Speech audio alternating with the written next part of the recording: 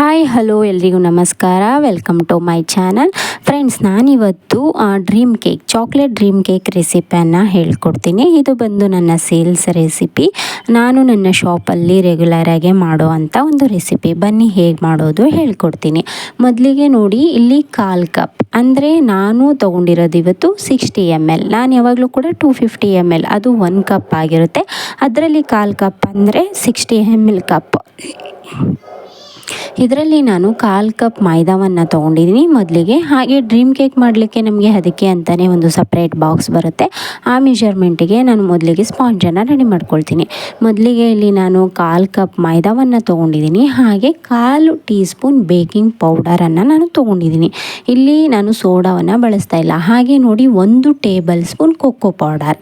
ಇದು 1/4 kg weight ಬರುವಂಥ sponge ಆಗಿರೋದ್ರಿಂದ ನಾನು ಕಡಿಮೆ ಪ್ರಮಾಣದಲ್ಲೇ, ನಾನು ತೋರಿಸೋ ಅಳತೆ ಪ್ರಮಾಣದಲ್ಲೇ ನೀವು ತೊಗೊಂಡ್ರೆ ನಿಮಗೆ ಕರೆಕ್ಟಾಗಿ 1/2 kg ಮೆಜರ್ಮೆಂಟಲ್ಲಿ ಡ್ರೀಮ್ ಕೇಕ್ ರೆಡಿ ಮಾಡ್ಬೋದು.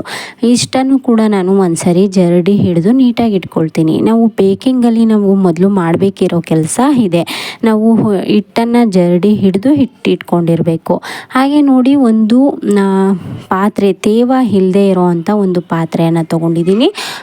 ಇದಕ್ಕೆ ನಾನು 1 ಮೊಟ್ಟೆ, 1/4 kg ಕೇಕ್ ಮಾಡಲಿಕ್ಕೆ 1 ಮೊಟ್ಟೆಯನ್ನು ಯೂಸ್ ಮಾಡಬೇಕು. ಇಲ್ಲಿ 1 ಮೊಟ್ಟೆಯನ್ನು ಒಡ್ಕೊಂಡಿದ್ದೀನಿ.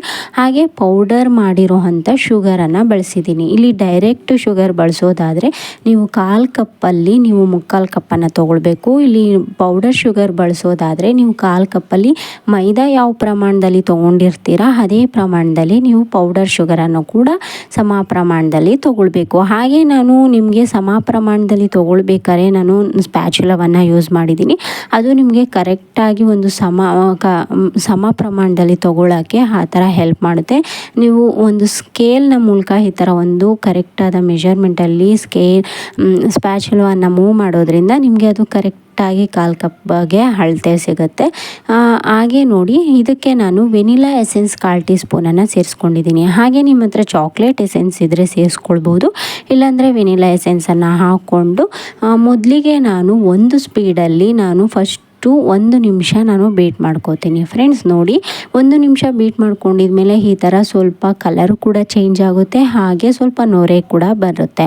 ಈ ಥರ ಸ್ಟೇಜಲ್ಲಿ ನಾನು ಮತ್ತೆ ಇನ್ನೊಂದು ಸ್ಪೀಡಿಗೆ ನಾನು ಜಾಸ್ತಿ ಮಾಡಿಕೊಂಡು ಇದನ್ನು ಹೀಗೆ ಸ್ಪೀಡನ್ನು, ನನ್ನ ಬೀಟರಲ್ಲಿ ಹೈಯೆಸ್ಟ್ ಸ್ಪೀಡ್ 5 ಇರೋದ್ರಿಂದ ಇದನ್ನು ನಾನು ಒಂದೊಂದೇ ಸ್ಪೀಡನ್ನು ಹೆಚ್ಚಿಸ್ಕೊಳ್ತಾ ಬ್ಯಾಟರ್ ಇನ್ಕ್ರೀಸ್ ಆಗೋವರೆಗೂ ನಾನು ಇದನ್ನು ಡಬಲ್ ಆಗೋವರೆಗೂ ಇದನ್ನು ಬೀಟ್ ಮಾಡ್ಕೊಳ್ತೀನಿ. ಫ್ರೆಂಡ್ಸ್ ನೋಡಿ, ಈ ಥರ ಬೀಟ್ ಮಾಡ್ಕೊಳ್ಬೇಕು. ಹಾಗೆ ನಾವು ಇದನ್ನು ರೆಡಿ ಮಾಡೋ ಹೊತ್ತಿಗೆ ನಾವು ಓವನನ್ನು 180 ಡಿಗ್ರಿ ಸೆಲ್ಸಿಯಸ್ನಲ್ಲಿ 10 ಮಿನಿಟ್ಸ್ ಪ್ರೀ ಹೀಟ್ ಮಾಡಲಿಕ್ಕೆ ಇಟ್ಕೊಂಡಿರಬೇಕು. ನೋಡಿ, ಈ ಥರ ಒಂದು ಎಷ್ಟು ನೀಟಾಗಿ ಫ್ಲಫಿಯಾಗಿ ಬೀಟ್ ಆಗಿದೆ. ಈ ಥರ ಫ್ಲಫಿಯಾಗಿ ಬೀಟ್ ಆಗೋವರೆಗೂ ನೀವು ಬೀಟ್ ಮಾಡ್ಕೋಬೇಕು. ಹಾಗೆ ಇದಕ್ಕೆ 1 ಟೇಬಲ್ ಸ್ಪೂನ್ ಆಯಿಲ್, ಸನ್ಪ್ಯೂರ್ ಆಯಿಲನ್ನು ನಾನು ಸೇರಿಸ್ಕೊಂಡಿದ್ದೀನಿ. ಯಾವುದೇ ಥರ ಫ್ಲೇವರ್ ಇಲ್ಲದೆ ಇರೋ ಅಂಥ ಆಯಿಲನ್ನು ನಾವು ಇದಕ್ಕೆ ಆ್ಯಡ್ ಮಾಡ್ಕೊಳ್ಬೇಕು. ಸನ್ಪ್ಯೂರ್ ಆಯಿಲನ್ನು ನಾನು ತೊಗೊಂಡಿದ್ದೀನಿ 1 ಟೇಬಲ್ ಸ್ಪೂನ್. ಅದನ್ನು ಆಯಿಲನ್ನು ಹಾಕ್ಕೊಂಡ್ಮೇಲೆ ನಾವು ತುಂಬ ಹೊತ್ತು ಬೀಟ್ ಮಾಡೋ ಹಾಗಿಲ್ಲ. ಒಂದು 30 ಸೆಕೆಂಡ್ ಬೀಟ್ ಮಾಡ್ಕೊಂಡ್ಮೇಲೆ ನಾನು ಬೀಟರನ್ನು ಸೈಡ್ಗೆ ಇಟ್ಕೊಳ್ತೀನಿ. ನಂತರ ಇದನ್ನು ನಾನು ಒಂದು ಸ್ಪ್ಯಾಚುಲಾ ಮೂಲಕ ನಾನು ಈಗಾಗಲೇ ಜರಡಿ ಹಿಡಿದು ಇಟ್ಕೊಂಡಿರೋ ಅಂಥ ಹಿಟ್ಟನ್ನು ಸ್ವಲ್ಪನೇ ಹಾಕಿ ನಾನು ಕಟ್ ಆ್ಯಂಡ್ ಫೋಲ್ಡ್, ನೀವು ನೋಡ್ತಾ ಇರ್ಬೋದು, ಹೇಗೆ ಬೇಕು ಹಾಗೆ ನಾವು ತಿರುಗಿಸೋ ಹಾಗಿಲ್ಲ.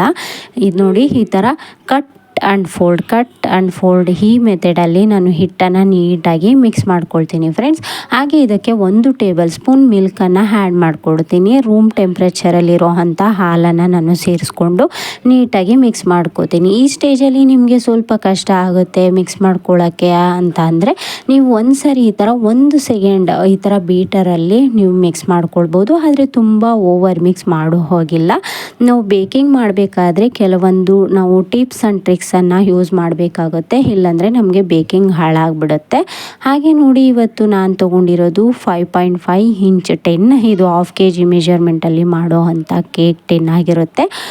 ನಮಗೆ ಆ ಬಾಕ್ಸ್ ಸೈಜಿಗೆ ಮಾಡಲಿಕ್ಕೆ ಅಂತ ನಮಗೆ ಟಿನ್ ಇಲ್ಲದೆ ಇರೋದ್ರಿಂದ ನಾನು ಇಲ್ಲಿ 1/2 kg ಕೇಕನ್ನು ರೆಡಿ ಮಾಡೋ ಟಿನ್ನಲ್ಲೇ ನಾನು ಬ್ಯಾಟರನ್ನು ಈಗಾಗಲೇ ಬಟರ್ ಪೇಪರನ್ನು ಹಾಕಿಟ್ಕೊಂಡಿದ್ದೆ. ಇದಕ್ಕೆ ಬ್ಯಾಟರನ್ನು ಟ್ರಾನ್ಸ್ಫರ್ ಮಾಡಿಟ್ಟು ಇದನ್ನು ನೋಡಿ, ಈ ಥರ ಒಂದು ಟೂತ್ ಪಿಕ್ ಸಹಾಯದಿಂದ ಅದರಲ್ಲಿ ಇರೋ ಹೇರ್ ಬಬಲ್ಸನ್ನೆಲ್ಲ ರಿಮೂವ್ ಮಾಡಿಕೊಂಡು ನೀಟಾಗಿ ಟ್ಯಾಪ್ ಮಾಡ್ತೀವಿ. ಈ ಥರ ಟ್ಯಾಪ್ ಮಾಡೋದ್ರಿಂದ ಹೇರ್ ಬಬಲ್ಸ್ ಅದರೊಳಗಡೆ ಇರುವಂಥ ಹೇರ್ ಬಬಲ್ಸ್ ಎಲ್ಲ ನೀಟಾಗಿ ರಿಮೂವ್ ಆಗುತ್ತೆ. ನಮಗೆ ಸ್ಪಾಂಜು ಕೂಡ ನೀಟಾಗಿ ಇವನಾಗಿ ಬೇಕಾಗುತ್ತೆ. ಮೇಲೆ ಯಾವುದೇ ಥರ ಬೇಕಾದಮೇಲೆ ಬಿಟ್ಕೊಳ್ಳೋದಿಲ್ಲ. ಹಾಗೆ ನೋಡಿ, ನಾನು ಈಗಾಗಲೇ ಪ್ರೀ ಹೀಟ್ ಮಾಡ್ಕೊಂಡಿದ್ದ OTGಯಲ್ಲಿ ನಾನು ಮತ್ತೆ 170 ಡಿಗ್ರಿ ಸೆಲ್ಸಿಯಷನಲ್ಲಿ ನಾನು 20 to 25 ಮಿನಿಟ್ಸಲ್ಲಿ ನಾನು ಬೇಕನ್ನು ಮಾಡ್ಕೊಳ್ತೀನಿ. ನೋಡಿ, ಬೇಕ್ ಮಾಡ್ಕೊಂಡ್ಮೇಲೆ ಈ ಥರ ಈಚೆ ತೆಗೆದ್ಮೇಲೆ ನೀವು ಒಂದು ಟೂತ್ ಪಿಕ್ಕನ್ನು ಒಳಗಡೆ ಹಾಕಿ ಚುಚ್ಚಿ ಈಚೆ ತೆಗೆದಾಗ ಅದರಲ್ಲಿ ಯಾವುದೇ ಥರ ತೇವಾಂಶ ಅಂಟ್ಕೊಂಡಿರಬಾರ್ದು. ನೀಟಾಗಿ ರಿಮೂವ್ ಆಗಿದ್ರೆ ಅದು ನಿಮಗೆ ಪಕ್ಕ ಕರೆಕ್ಟಾಗಿ ಬೇಕಾಗಿದೆ ಅಂತ. ನಂತರ ಅದನ್ನು ನಾನು ತಣ್ಣಗಾಗಲಿಕ್ಕೆ ಬಿಟ್ಬಿಡ್ತೀನಿ. ಹಾಗೆ ನಮಗೆ ಡ್ರೀಮ್ ಕೇಕ್ ಮಾಡಲಿಕ್ಕೆ ಬೇಕಾಗಿರೋದು ಚಾಕ್ಲೇಟ್ ಗನಾಚೆ. ಇದನ್ನು ಹೇಗೆ ರೆಡಿ ಮಾಡ್ಕೊಳ್ಳೋದು ಅಂದರೆ, ನಾನು ಅಳತೆ ಪ್ರಮಾಣದಲ್ಲೇ ತೋರಿಸ್ತಾ ಇದ್ದೀನಿ. ಯಾಕಂದರೆ ಇದು ಪಕ್ಕ 500 ಗ್ರಾಮ್ ನಮಗೆ ಬರಬೇಕಾದ್ರೆ ನಾವು ಅಳತೆಯನ್ನು ಇಟ್ಕೊಂಡೇ ನಾವು ಮಾಡಬೇಕಾಗುತ್ತೆ.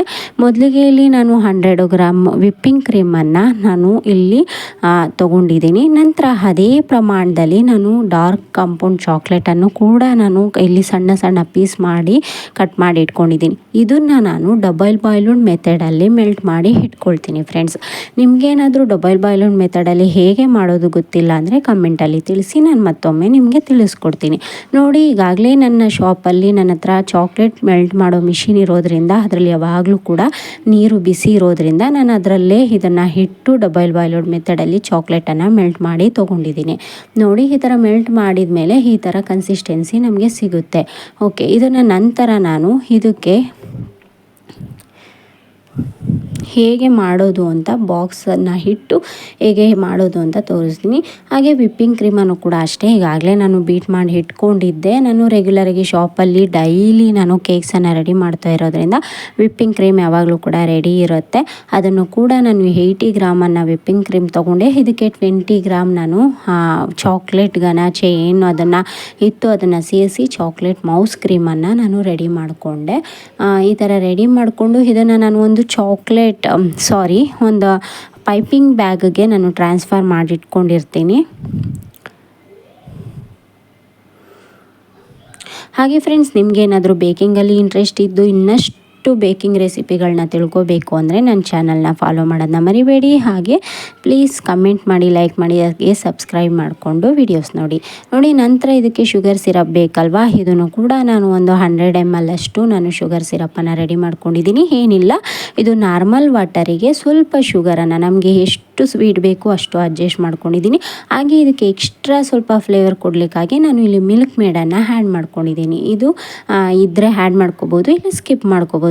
ನೀವು ನಾರ್ಮಲ್ ವಾಟರಿಗೆ ಸ್ವಲ್ಪ ಶುಗರ್ ಪೌಡರನ್ನು ಹಾಕಿ ಸ್ವೀಟ್ ಅಡ್ಜಸ್ಟ್ ಮಾಡಿಕೊಂಡು ಅದಕ್ಕೆ ಸ್ವಲ್ಪ ಚಾಕ್ಲೇಟ್ ರಫಲ್ ಹಾಕೋದ್ರಿಂದ ಸ್ವಲ್ಪ ಫ್ಲೇವರ್ ಅನ್ನೋದು ಇನ್ನೊಂದು ಸ್ವಲ್ಪ ಚೆನ್ನಾಗಿರುತ್ತೆ ಅಂತ ಈ ರೀತಿ ಮಾಡ್ಕೊಳ್ತೀನಿ. ಹಾಗೆ ನೋಡಿ, ಇವಾಗ ನಾನು ಕರೆಕ್ಟಾದ ಅಳತೆಯಲ್ಲಿ ತೋರಿಸ್ಬೇಕಲ್ವ, ನಾನು ಎಲ್ಲ ಮೆಜರ್ಮೆಂಟ್ ಮಾಡಿನೇ ತೋರಿಸ್ತೀನಿ. ಈ ಬಾಕ್ಸ್ ಮೊದಲಿಗೆ ಇಟ್ಟಾಗ ನನಗೆ 70 ಗ್ರಾಮ್ ಇತ್ತು. ಅದನ್ನು ನಾನು 70 ಗ್ರಾಮನ್ನು ಕಳೆದು ಮತ್ತೆ ಅದನ್ನು 0 ಮಾಡಿ ಇಟ್ಟಿದ್ದೀನಿ. ಹಾಗೆ ನಮಗೆ ಸ್ಪಾಂಜು ಸ್ವಲ್ಪ ನಮಗೆ ದೊಡ್ಡ ಸೈಜಲ್ಲೇ ಇದು ಬೇಕಾಗಿರುತ್ತೆ. ನಾವು ಈ ಬಾಕ್ಸಿಗೆ ಯಾವ ಸೈಜಲ್ಲಿ ಬೇಕು ಆ ಸೈಜಲ್ಲಿ ನಾವು ಸ್ಪಾಂಜನ್ನು ಕಟ್ ಮಾಡ್ಕೊಳ್ಬೇಕು. ಈ ಸೈಜಿಗೆ ನಾನು ಸ್ಪಾಂಜನ್ನು ಕಟ್ ಮಾಡಿ ನೀಟಾಗಿ ಇಟ್ಕೊಳ್ತೀನಿ.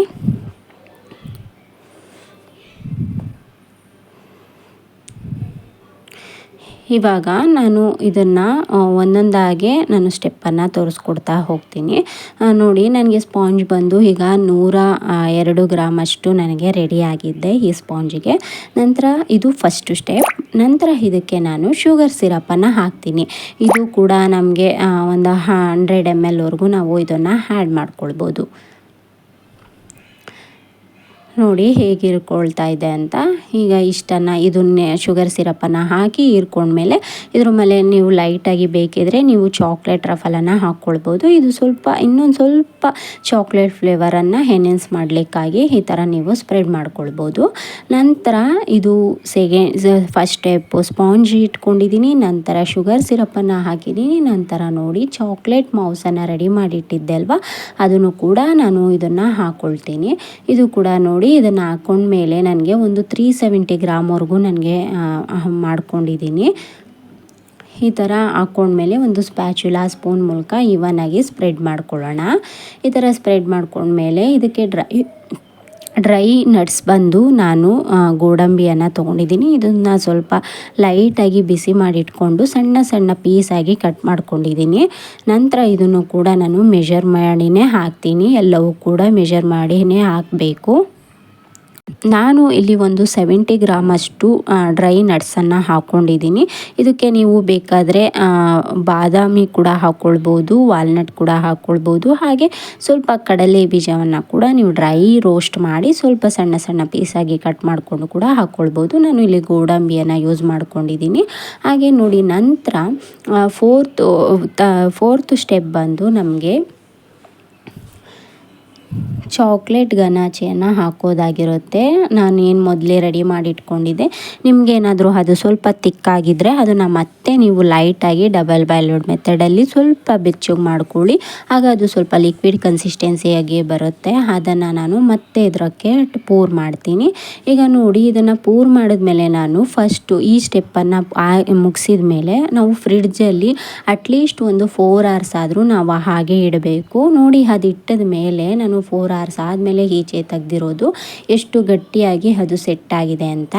ಈ ಸೆಟ್ ಆದಮೇಲೆ ನಾವು ಏನಿದೆ ನೆಕ್ಸ್ಟ್ ಸ್ಟೆಪ್ಪು ಡೈರೆಕ್ಟ್ ಚಾಕ್ಲೇಟನ್ನು ನಾವು ಇಲ್ಲಿ ಮೆಲ್ಟ್ ಮಾಡಿ ಹಾಕೋದು.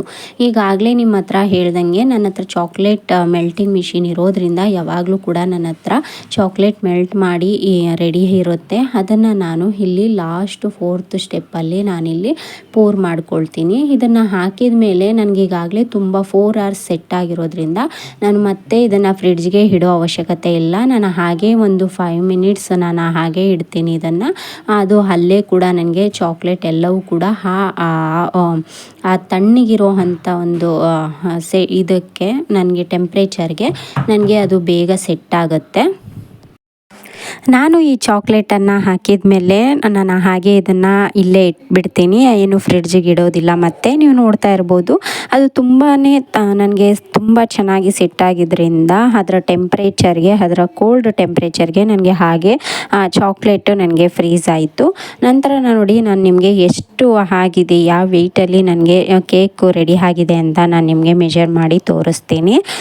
ನಾನು ಲಾಸ್ಟ್ ಸ್ಟೆಪ್ಪನ್ನು ಮಾತ್ರ ಇಲ್ಲಿ ಮೆಷರ್ ಮಾಡಿಲ್ಲ, ಹಾಗೆ ಹಾಕ್ಬಿಟ್ಟಿದ್ದೀನಿ. ಬಟ್ ಆದರೂ ಕೂಡ ನನಗೆ ಇಲ್ಲಿ ಕರೆಕ್ಟಾಗಿ ಆಗಿದೆ ನೋಡಿ. ನನಗೆ ಈ ಎಂಟಿ ಬಾಕ್ಸ್ ಬಂದು 70 ಗ್ರಾಮ್ ಅಷ್ಟು ವೆಯ್ಟ್ ಇರುತ್ತೆ ಬಾಕ್ಸು. ನಂತರ ಇದಕ್ಕೆ ಫಿಲ್ ಆದಮೇಲೆ ನೀವು ನೋಡ್ಬೋದು 534 ಗ್ರಾಮ್ ಅಷ್ಟು ನನಗೆ ಇಲ್ಲಿ ಕರೆಕ್ಟಾಗಿ 1/2 kg ಮೆಷರ್ಮೆಂಟಲ್ಲಿ ನನಗೆ ಕೇಕ್ ರೆಡಿಯಾಗಿದೆ. ನೀವೇನಾದರೂ ಸೇಲ್ ಮಾಡೋದಾದರೆ ಈ ರೆಸಿಪಿಯನ್ನು ನೀವು 1/2 kgಯಲ್ಲಿ ಈ ಥರ ಮೆಷರ್ಮೆಂಟ್ ಮಾಡಿನೇ ನೀವು ಮಾಡಿದ್ರೆ ತುಂಬ ನಿಮಗೂ ಕೂಡ ಅನುಕೂಲ ಇರುತ್ತೆ. ನಂತರ ಲಾಸ್ಟ್ ಸ್ಟೆಪ್ ಬಂದು 5 ಲೇಯರ್ಸ್ ಡ್ರೀಮ್ ಕೇಕ್ ಅಂದರೆ ಇದರಲ್ಲಿ ಲಾಸ್ಟ್ 5th ಲೇಯರ್ಸ್ ಬಂದು ಈ ಥರ ಡಸ್ಟಿಂಗ್ ಪೌಡ್ರ್ ಮೂಲಕ ನಾವು ಡಸ್ಟ್ ಮಾಡೋದಾಗಿರುತ್ತೆ. ಬಟ್ ಇದನ್ನು ನಾನು ಶಾಪಲ್ಲಿ ಮಾಡೋ ಕೇಕ್ಸ್ಗೆ ನಾನು ಇದನ್ನು ಸ್ಕಿಪ್ ಮಾಡ್ತೀನಿ. ಯಾಕಂದರೆ ಪ್ರತಿಯೊಬ್ಬರಿಗೂ ಕೂಡ ಈ ಥರ ಡಸ್ಟಿಂಗ್ ಇದ್ದರೆ ಇಷ್ಟ ಆಗೋದಿಲ್ಲ. ನಾನು ಇದನ್ನು ನಿಮಗೆ ತೋರಿಸ್ಲಿಕ್ಕಾಗಿ ಈ ಸ್ಟೆಪ್ಪನ್ನು ನಾನು ನಿಮಗೆ ತೋರಿಸ್ತಾ ಇದ್ದೀನಿ. ನೋಡಿ, ಇಷ್ಟೇ. ಈ ಡಸ್ಟಿಂಗ್ ಆದಮೇಲೆ ನಾನು ಅದನ್ನು ಹಾಗೆ ಇಡ್ತೀನಿ. ಅದನ್ನು ಕಸ್ಟಮರ್ಗೆ ಬಂದಮೇಲೆ ನಾನು ಅವರಿಗೆ ಕೊಡ್ತೀನಿ. ಇದು ಬಂದು ನಾನು ರೆಗ್ಯುಲರಾಗಿ ನನ್ನ ಶಾಪಲ್ಲಿ ಡೈಲಿ ರೆಡಿ ಮಾಡುವಂಥ ಮಿನಿ ಡ್ರೀಮ್ ಕೇಕ್ ವರ್ಷನ್. ಇದು ನನ್ನ ಶಾಪಲ್ಲಿ ತುಂಬಾ ಬೇಗ ಇಷ್ಟಪಟ್ಟು ತುಂಬಾ ಖಾಲಿ ಆಗುವಂಥ ಐಟಮ್ ಅಂದರೆ ಡ್ರೀಮ್ ಕೇಕ್, ಬ್ರೌನೀಸ್ ಎಲ್ಲವೂ ಕೂಡ ತುಂಬಾ ಇಷ್ಟಪಟ್ಟು ಕಸ್ಟಮರ್ ಮತ್ತೆ ಮತ್ತೆ ಬರ್ತಾರೆ. ಅಷ್ಟೇ ಚೆನ್ನಾಗಿರುತ್ತೆ ಫ್ರೆಂಡ್ಸ್. ನೀವು ಯಾರಾದರೂ ಚಾಕ್ಲೇಟ್ ಇಷ್ಟ ಇಲ್ಲ ಅನ್ನೋರು ಕೂಡ ಒಮ್ಮೆ ಟ್ರೈ ಮಾಡಿ ನೋಡಿ. ಪದೇ ಪದೇ ನೀವು ಖಂಡಿತವಾಗ್ಲೂ ಈ ಕೇಕನ್ನು ಟ್ರೈ ಮಾಡ್ತಾ ಇರ್ತೀರ, ಅಷ್ಟು ತುಂಬ ಚೆನ್ನಾಗಿರುತ್ತೆ ಈ ಡ್ರೀಮ್ ಕೇಕ್. ಓಕೆ ಫ್ರೆಂಡ್ಸ್, ನಿಮಗೇನಾದರೂ ಈ ವಿಡಿಯೋ ಇಷ್ಟ ಆದರೆ ಪ್ಲೀಸ್ ಫಾಲೋ ಮಾಡೋದನ್ನ ಮರಿಬೇಡಿ. ಹಾಗೆ ಸಬ್ಸ್ಕ್ರೈಬ್ ಮಾಡಿಕೊಂಡು ವಿಡಿಯೋ ನೋಡೋದನ್ನ ಕೂಡ ಮರಿಬೇಡಿ. ಹಾಗೆ ಇನ್ನಷ್ಟು ಬೇಕಿಂಗ್ ರೆಸಿಪಿಗಾಗಿ ನನ್ನ ಚಾನಲ್ನ ಫಾಲೋ ಮಾಡಿ. Thank you.